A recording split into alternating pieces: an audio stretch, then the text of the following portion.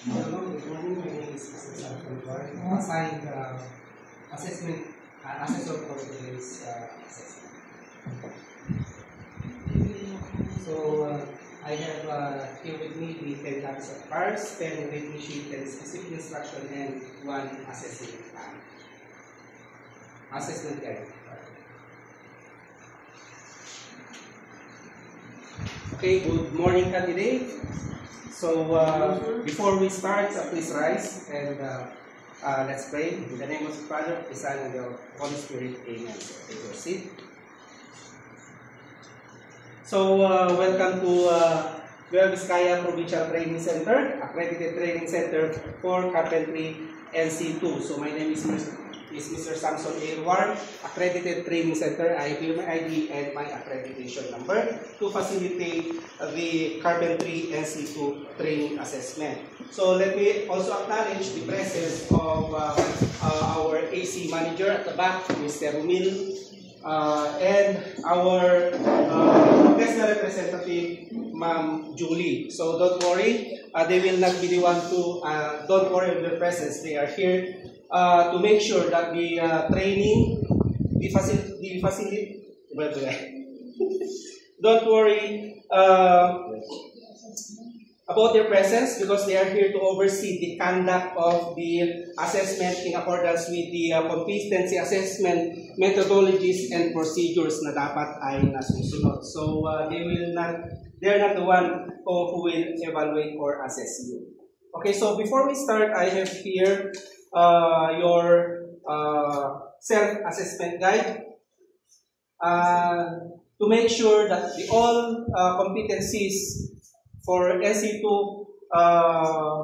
for carpentry NC2, you have all the underpinning skills knowledge. So nakita ko naman na talagang na-check lahat. And also, I have here your consent form that you are allowing us as a training assessment area to take video, photos, and all your personal information. But don't worry, this will not be used. This is for the assessment purposes of TESDA only. Okay? And alam natin na may kanya-kanya tayong mga purpose. Sir Joni, before we start, please, I have here the attendance sheet. Okay, sign the attendance sheet after your name, affix your signature, and do you have any, your admission, can I get your admission slip? Okay.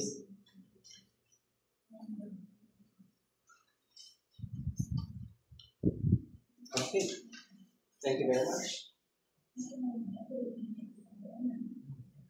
Okay, so Sir Joni, ano pong reason natin bakit kailangan natin ng certification ng carpentry?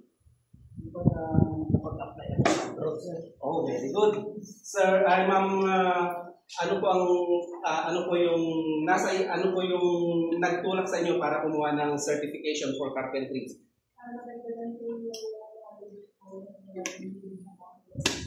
That's good, because we all know that carpentry ay malawak ang coverage niyan, and one of the in-demand na trabaho, not only here but also abroad. But to give you an overview for the purpose of this competency, the purpose of this assessment is to determine the underpinning knowledge and skills, yung level ng competency ninyo, para nang sa ganun for the purpose of issuance of National Certificate Level 2 for carpentry. And the qualification units of competency to be assessed are basic, common, and core competencies. However, I will administer the competency assessment for carpentry as a way of collecting evidence and make a judgment whether competency has been achieved.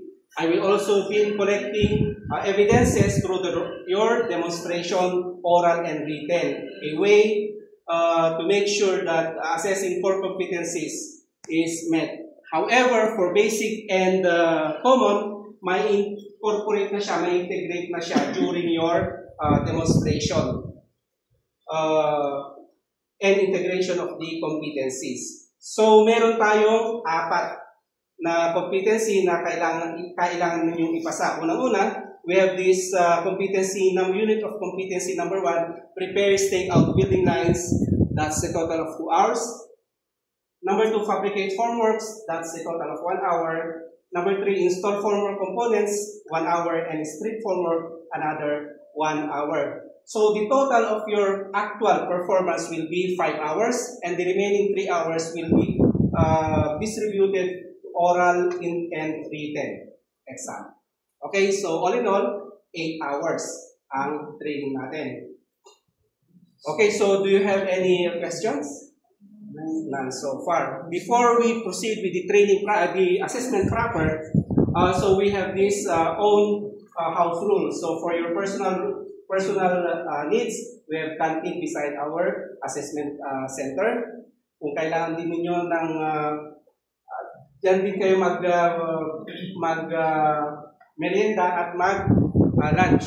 So kung may mga kailangan kayo, sa admin matter, meron tayong dyan sa kabila yung admin at yung cashier and other department.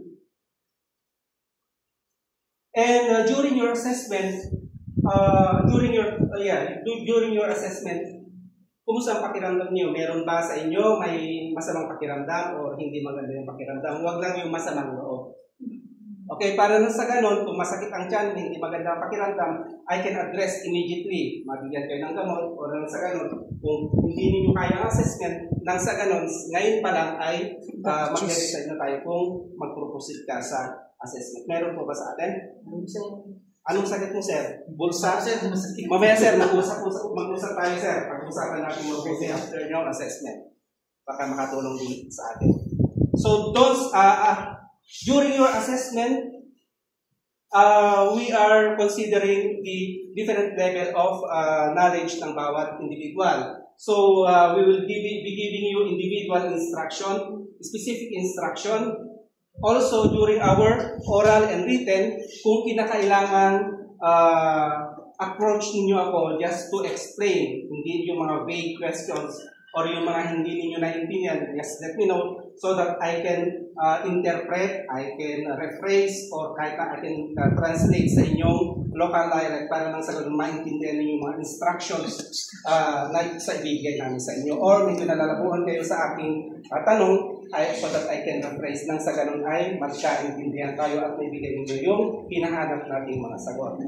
So, during your assessment proper, you are not allowed to get out or lumabas sa training premises.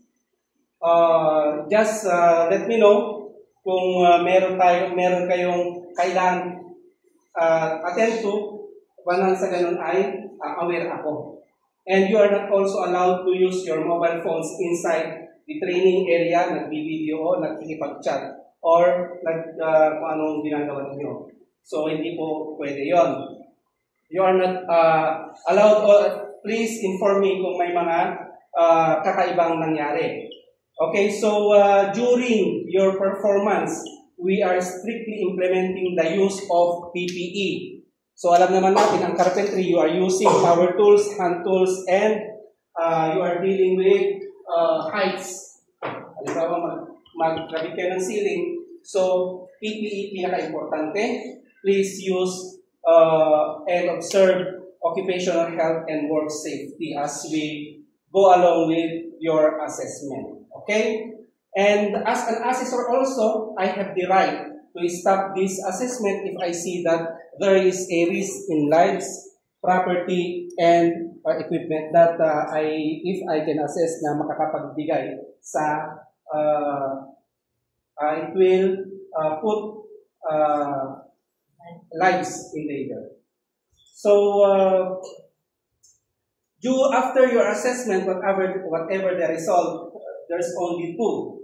Competent and not yet competent. However, if you found not yet competent, you have the right to appeal. So, and for reassessment. So, all you need to do, if you're not yet competent, it's good that TESDA is very flexible. So, all you need to do is to write a letter of appeal to AC manager within 24 hours. Okay, kung hindi na-resolve sa level AC manager will give you additional instruction kung hindi ka pa rin satisfied. Pero sana hindi naman aabot sa ganun. Okay?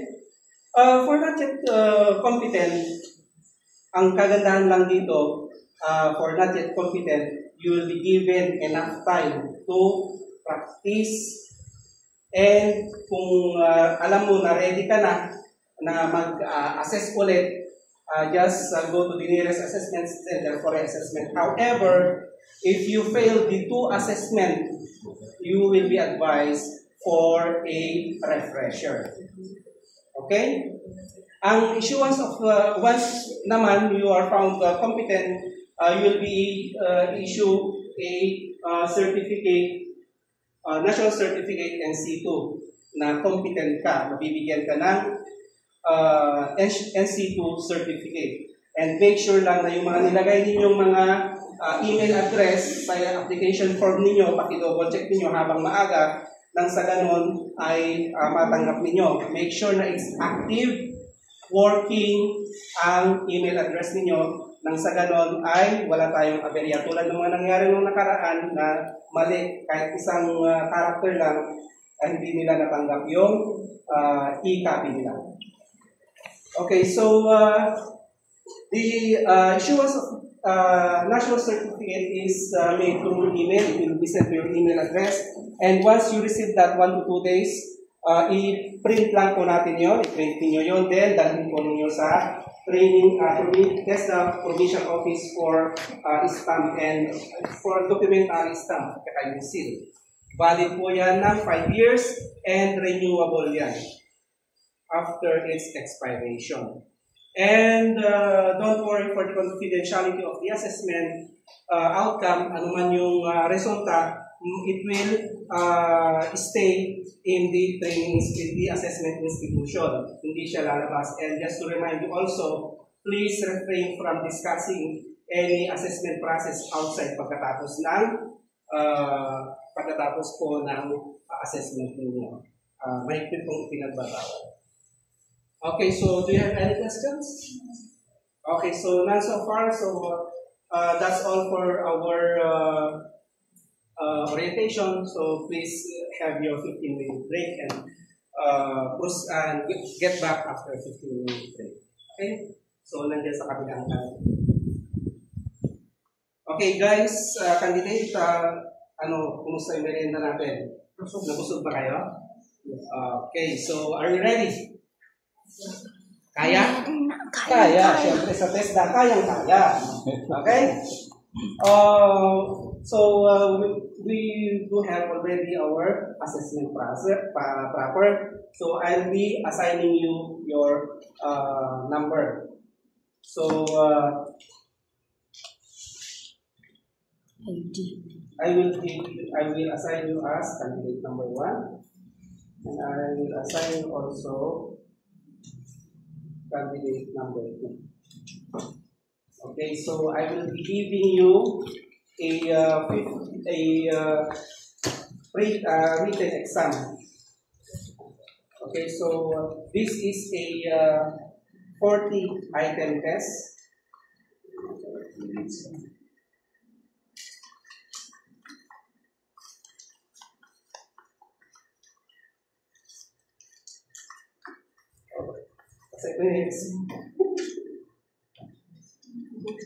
Exam. Okay, so please read carefully. That is a written exam, 40-item test. That is a part of your assessment. Please read carefully and we're done. Okay, thank you very much. Okay, so I will also give you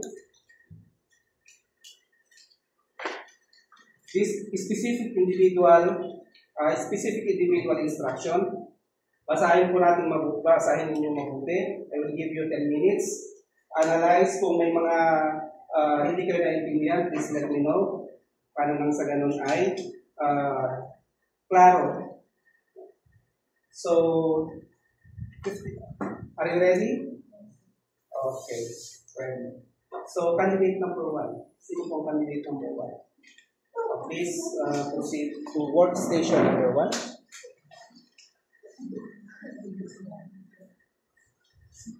Okay, so this is Madi mo siya mo, the video na.